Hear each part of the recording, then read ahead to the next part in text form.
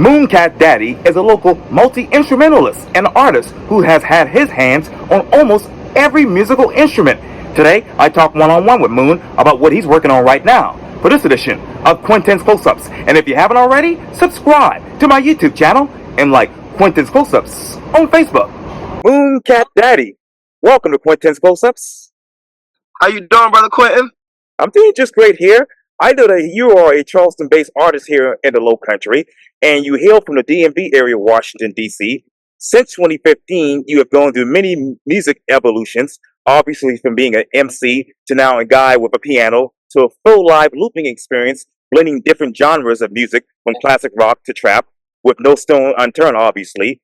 So tell me, Kat, what's new, what's now with your music? What's new with my music? I am starting to now experiment with bluegrass and country with my time down here in the Low Country, man. I'm getting a lot of this influence, especially so it's a blend of like country and juke music, the South Carolina old school juke music. Yes, sir. So it's like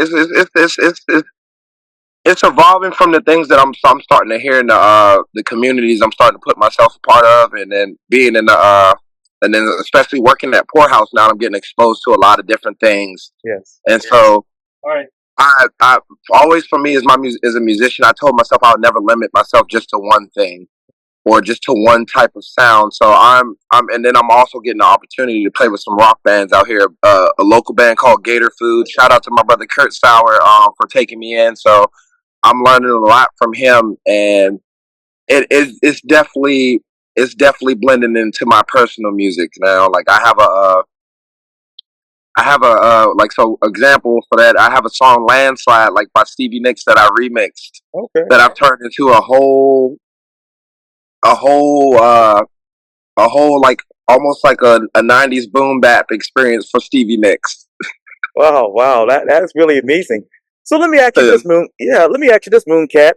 So what sounds from obviously bluegrass and country actually meets or actually matches your style of music? Me being able to emulate a guitar, or like a guitar, like certain guitar chords in the way that I'm like the structures of how I'm playing. And so yeah, it'd be like my bass lines, my chords, but I'm, like I said, I'm using that hip hop boom bap to it. So that's the glue that's sticking it all together. Wow. And let me ask you this: how are say for instance, your listeners are able to increase their intuition and self-awareness through your music?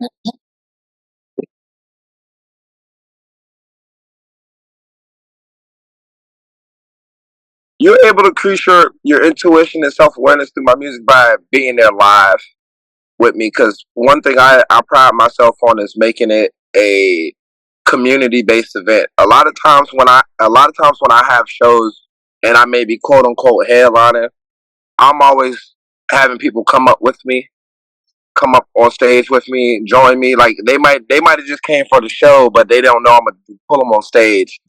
So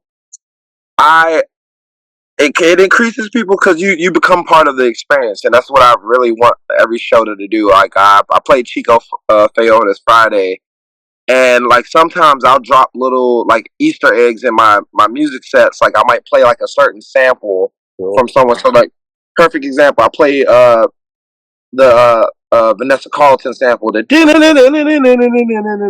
just randomly dropped that in the middle of a song I was already playing, and people are looking around like, hold on, what did he just do? What was that?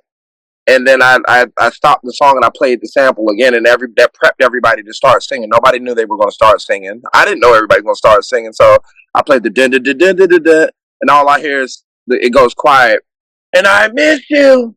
And I'm looking around like, okay, I wasn't expecting that, but wow. So it's like, yeah. So I'm dropping little Easter eggs for people always to kind of see if it's going to hook and bait people in, and 9 times out of 10 it works. It works. So what Easter eggs will you drop when it comes to bluegrass and this other genre of music that you want to portray? Oh man, just you gonna hear a couple little Billy String samples, because that's what the people telling me was hot right now, Mr. Billy String. So yeah, we got a couple little Billy Strings projects in the works right now. That's really amazing. And Mr. Kat, let me ask you this then: when you are actually on the stage, who are you as an artist? I know that's probably redundant, but who exactly are you as an artist? Oh man, that's not redundant at all. I it's funny because a lot of people don't realize, maybe other artists do, but who I am on the stage and who I am off stage is two totally different people. Like Sure. I am the most shyest, awkwardest, kind of nerdy person off stage. The on stage persona is very much more serious, much more confident. I would say I'm. It's not that I'm not confident when I'm on stage, but like I leave what's on stage on stage. I'm not. I leave the ego and the artistry on stage. I'm a real person when I get off stage. Always, I tell people this all the time. Like I'm a real human being with real problems and real stress and real things like everybody else. But on stage, like I I give my ego as a servant to the people because I'm there to do a job. I'm there to be of service to you all. I'm there to use my God given talents and skills to be a healer, to be a connector on stage. And so when I'm on stage, I feel like I step into my power as a healer. Mhm. And then when I'm off stage, I'm somebody who needs healing, if that makes sense. How has your music been able to heal you? It's given me a voice. It's given me a way to connect with people when I didn't know how to connect with people. It's given me an outlet for feelings I didn't know how to deal with or carry or things. It's like journaling almost for me. It's being able for me to be able to say the things that I can't eloquently put into words always. Cool. So Wow. What else has your music given life to? children, my my physical children. Me Yes. being a musician early on. That's how I met my kid's mother. Oh, Through being a musician. So wow. the music has literally given life to my children. Wow. Well, let me ask you this, Mr. Mooncat. What particular song would you write about your kids right now, if you could? Um, what particular song would I write about my kids? It'll be a song. It'll be a song expressing gratitude for helping me grow as a human being, growing my understanding, growing my patience, growing my love. It'll be a song about that, about gratitude and love, and thanking them for making me who I am today. Mr. Mooncat, what exactly is your understanding of music from obviously from the time you started to right now? Um, my understanding of music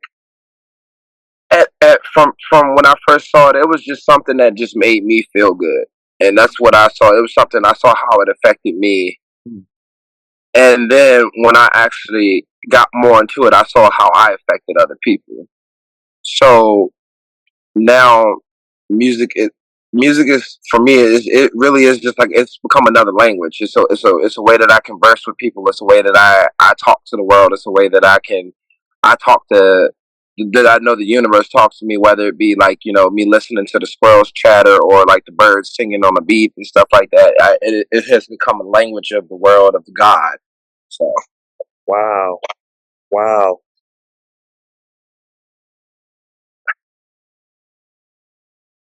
How have you been able to grow musically? oh man, just going to a lot of shows, meeting up with a lot of different artists. Sitting in the studio with my boy Slim Soul, my boy Tyree. Shout out to y'all, my boy Indigo.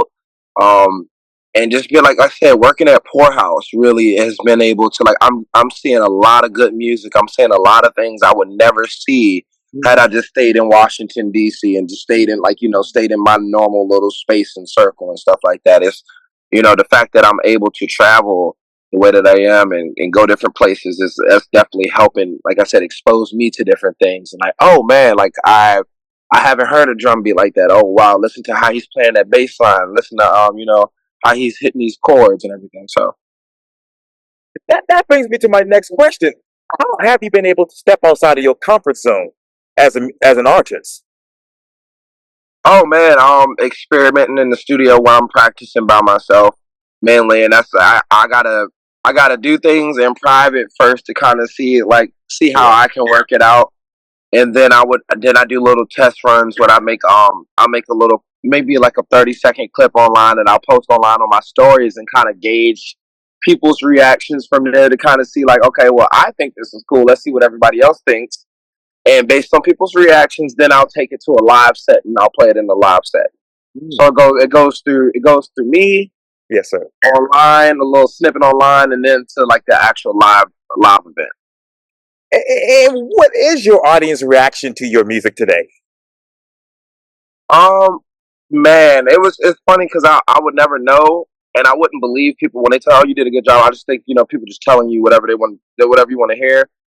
But I've evolved past that to actually like looking at people's movements, looking at people's like reactions, listening, and like this is why like I have to watch and like be Mm. like make sure I'm awake on stage. I'm just not just mindlessly up there playing, but I'm up Yeah. there watching because sometimes something might be dragging on a little too long, and then they might be interested for a little bit, and then like after 5 minutes later playing the same thing, and it's like, okay, you gotta change pace and everything. So I'm constantly watching people's body language, body movements, like for some people like bopping their head or tapping their foot, and just kind of just watching, gauging what's going on as like a play by play guideline of where I need to be.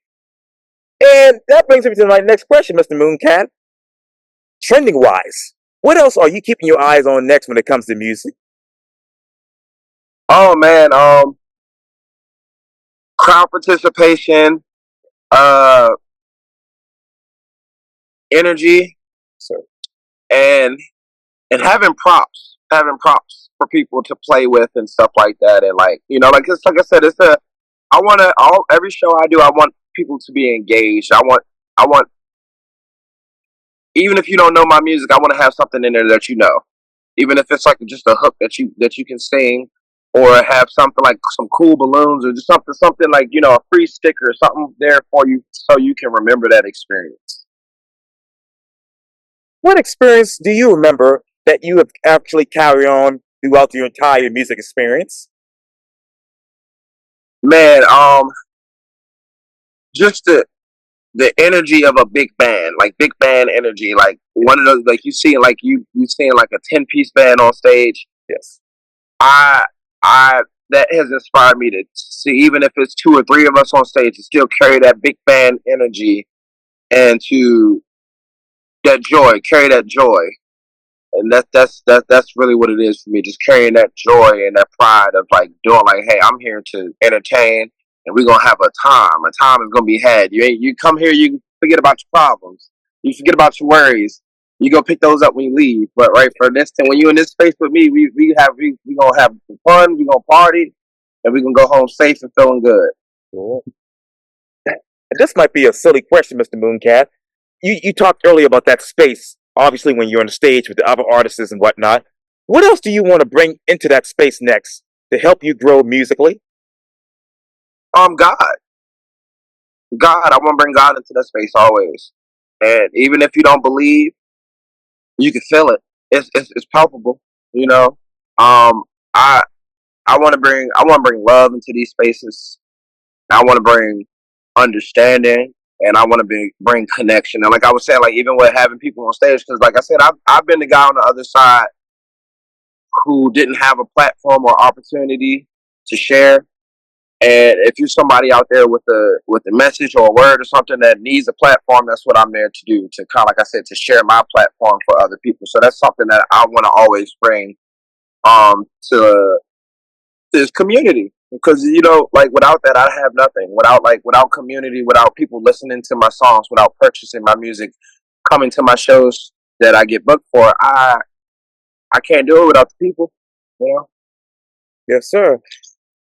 You talk about obviously people, you talk about sharing, and you talk about your music. Who's that one artist here in the Low Country that you want to share the stage with next or collaborate with next on your next album? Um, Superstar country, man. One of the groove god country, man. Big country. Wow. I've been watching this brother's glow up. I'm gonna call that the last year and a half, and Yeah. just his his unwillingness to be anything other than what he is and be himself. And I am just so happy to see that. And just like, like people might say, oh, that's a gimmick, that's a niche or nothing. No, he took his his style and the things that he's like and made it himself. So I hope I get to collaborate with the Groove God. Honestly, that's somebody I really look forward to. And then secondly, Miss Kanika Moore. Oh yes. Yes, Miss Kanika Moore, definitely. I have shared the stage with Kanika, but actually locking in the studio Right. and getting on a project with her, I think that'll be like, that's my two hitters right there that I'm trying to manifest. Oh yes, it's definitely going to happen. And one last question for you, Mr. Mooncat. You talked earlier just a second ago about your music style. What do you want to tweak when it comes to that next? Just my proficiency on different instruments, and what I don't, like I said, it's about me not being. I don't want to be just a piano player. I don't want to just Mm, to be a rapper. mm. Like I play. People don't know I play hand drums. I play ukulele. I play a brass instrument. So really, just start incorporating my multi instrumentalist, and like really showing up in that regard. Buying more instruments to have up on stage with me. So like if I'm not playing piano, I can play auxiliary drums. I can add the horns in it myself and everything like that. So I just really just want to just show people all that I can do and all Yes. of what I'm about. Yeah, absolutely. What instrument describes you personally? Right now, piano. It's I got a lot of buttons to press. I make a lot of different sounds. I'm versatile. You know, I'm a lightweight and heavyweight at the same time. Oh, oh. I Yeah. understand that. I understand that. Yes, sir. Well, multi-instrumentalist and artist Moon Cat Daddy, thank you so much for your time. And again, welcome to Quintin's Close-Ups. Brother Quintin, thank you so much, man. The honor was all mine, brother. Seriously. Well, thank you very much. I Hey, appreciate it y'all greatly. in Low Country, y'all make sure y'all lock in and tune in with Brother Quintin, man, out here doing wonderful things for the musical community, sharing our stories, sharing our hearts, and sharing our messages, y'all. So once again, Brother Quintin, thank you so much, man. Well, thank you. I love this community. Thank you.